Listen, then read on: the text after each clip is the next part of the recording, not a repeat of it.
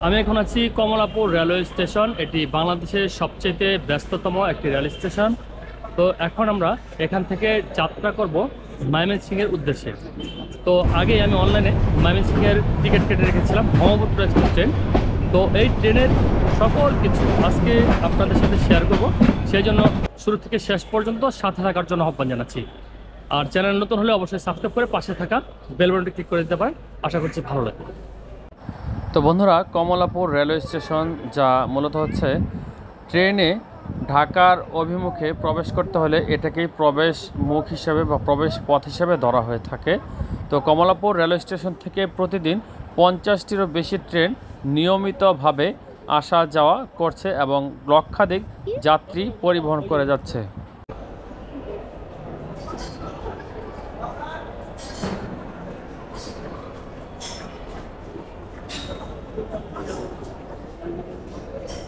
যেহেতু পূর্বে থেকে আমাদের টিকিট ক্রয় করা ছিল, তাই আমরা সরাসরি প্ল্যাটফর্মের ভিতরে ঢুকে গেলাম।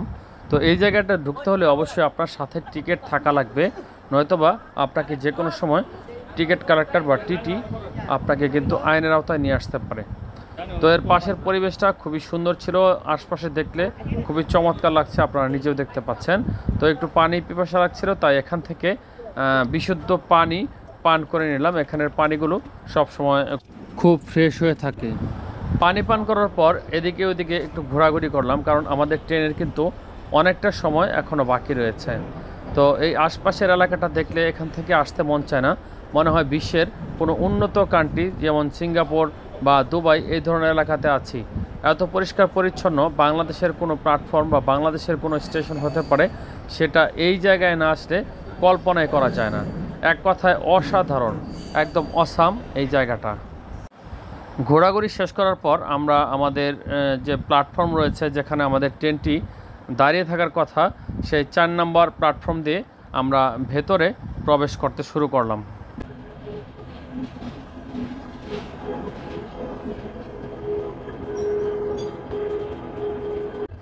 নতুন একটি ট্রেন প্ল্যাটফর্মে এসে দাঁড়ালো এবং প্ল্যাটফর্মে ট্রেন আসার সাথে সাথেই কিন্তু এই এলাকাটা একটা ব্যস্ত এলাকায় পরিণত হয়ে যায়। তো আসুন আমরা এবার দেখব ট্রেনের ইঞ্জিন কিভাবে মূলত খোলা হয়ে থাকে। তো আপনারা দেখতে পাচ্ছেন আমার সামনে ট্রেনের ইঞ্জিনটা মূলত খোলা হচ্ছে। তো এই ভিডিওগুলো করলে কেন জানি তারা বিরক্ত হয়, মানে এক সময় আমার কাছে তেড়ে এসেছিল।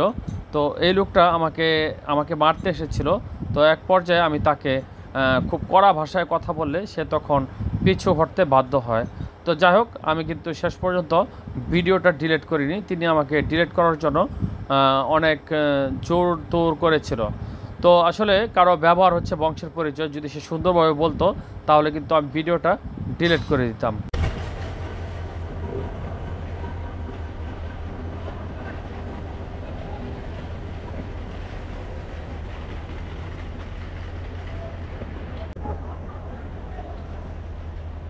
সারি সারি ট্রেনগুলোর দাঁড়ানো বিভিন্ন গন্তব্য যাওয়ার উদ্দেশ্যে। তবে এখানে এই ট্রেনটি নামার সঙ্গে সঙ্গে একদম ব্যস্ততা শুরু হয়ে গেল। আপনারা দেখতে পাচ্ছেন প্রচুর পরিমাণে লোকজন কিন্তু আসলো। তো এই ট্রেনটির নামটি অবশ্যই আমার জানা নেই।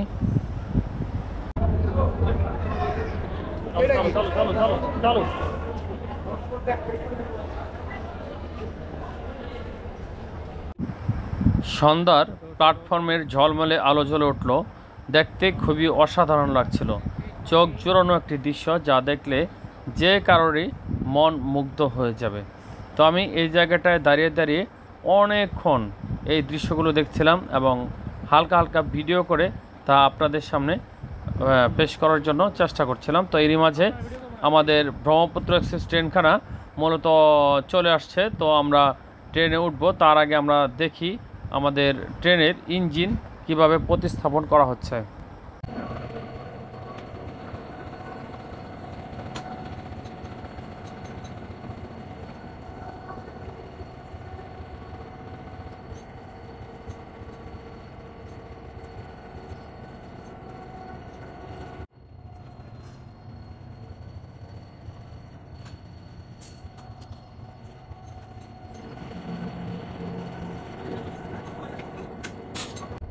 অনেক লোকজন এখানে দাঁড়িয়ে দেখছে, কিন্তু কাউকে ভিডিও অ্যালাউ করতেছে না।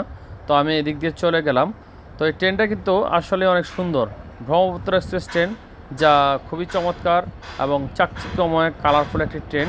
যেই ট্রেনে যাত্রা করলে আসলেই মন মুগ্ধ হয়ে যায়, মানে ভালো লাগে। আর ট্রেনের যাত্রা এমনিতে কিন্তু খুবই রিল্যাক্সেবল একটি যাত্রা। তো আমরা ভিতরে প্রবেশ করলাম, দেখুন ভিতরকার অবস্থা। তো ভিতরে আসনগুলো খুবই চমৎকার ছিল। এটা মূলত ছিল শোভন চেয়ার, এবং সামনে দিয়ে দেখুন এর কালারফুল কম্বিনেশন খুবই চমৎকার, চকমক করতেছে।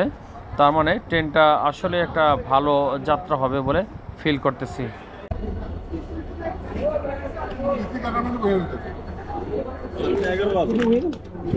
দেখুন অবস্থা, ভাবলাম ট্রেনের জার্নিটা একটু সুন্দর হবে, কিন্তু ভিতরে ঢুকলে আমি অবাক হয়ে গেলাম। এই সমস্ত যাত্রীরা অবশ্যই কেউ কিন্তু টিকিট কাটেন না। তো অতীতে এরকম আমার অনেক অভিজ্ঞতা আছে, যারা এই ট্রেনে দাঁড়িয়ে দাঁড়িয়ে একসময় দেখবেন যে আপনার মোবাইল ব্যাগ এগুলো ছিনতাই করে তারা চুপ করে সামনের এয়ারপোর্ট স্টেশনে নেমে যায়। তো এগুলো মূলত হচ্ছে ওনারা বিভিন্ন অফিসে কর্মরত স্টাফরা। তো সকলকেই বলবো না, তার ভিতরে দু একজন আছে, তাদের ব্যবহার অত্যন্ত তুখর, মনে হয় ট্রেনটা তাদের নিজস্ব একটা সম্পদ। তো এদের বিরুদ্ধে আসলে অ্যাকশন যাওয়া উচিত, এবং এদের জন্য আলাদা ট্রেনের ব্যবস্থা করলে বিষয়টা খুবই ভালো হয়। আমাদের ট্রেনটি কখন ছাড়লো বা কখন জয়দেবপুর স্টেশনে এসে দাঁড়ালো, এর মাঝে আমি টেরই পাইনি, মানে হচ্ছে ঘুমিয়েছিলাম। তো জয়দেবপুর এসে নামার পর দেখলাম যে এখানেও প্রচুর লোক সমাগম, এবং যে সমস্ত দাঁড়ানো যাত্রী ছিল, স্ট্যান্ডিং যাত্রীগুলো সবগুলো কিন্তু হাওয়া হয়ে গেলো, উদা হয়ে গেলো। তো ভাবতেছি এখন রিল্যাক্স মোডের সামনে যাওয়া যাবে।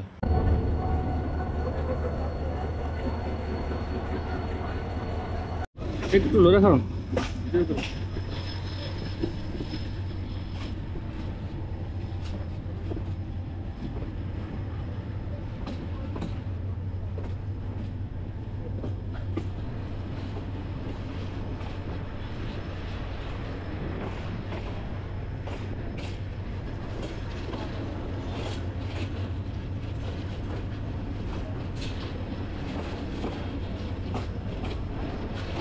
ট্রেন থেকে রাতের দৃশ্যগুলো দেখতে খুবই অসাধারণ লাগে। তো আমার কাছে মনে হচ্ছে যে এটা ময়মনসিংহের কাছাকাছি চলে আসছি, মানে এলাকাটা খুবই পরিচিত লাগতেছে। তো আরেকটু সামনে গেলেই হয়তো আমরা ময়মনসিংহ স্টেশনে চলে আসব। তো দেখা যাক।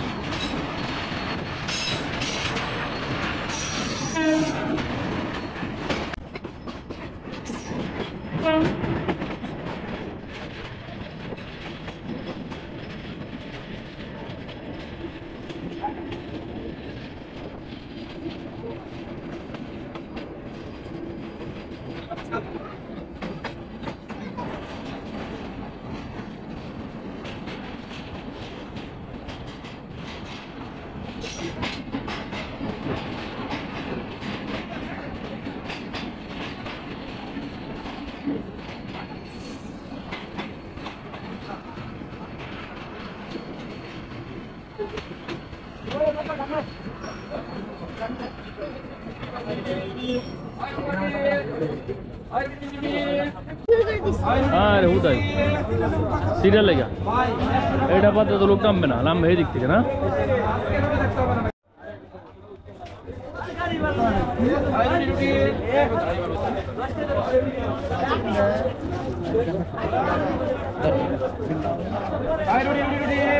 বেশি না ভাই, যেটা বলতে গাইস, ফাইনালি আমরা ময়মনসিংহ এসে পৌঁছলাম। এখন কটা বাজে? এখন বাজতেছে 10:35। তো এতক্ষণ সবাই সাথে থাকার জন্য সবাইকে ধন্যবাদ। তো ভালো থাকবেন, সুস্থ থাকবেন, আর পরবর্তী ভিডিও দেখার আমন্ত্রণ জানিয়ে আজকে পর্যন্ত জানাচ্ছি। আল্লাহ হাফেজ।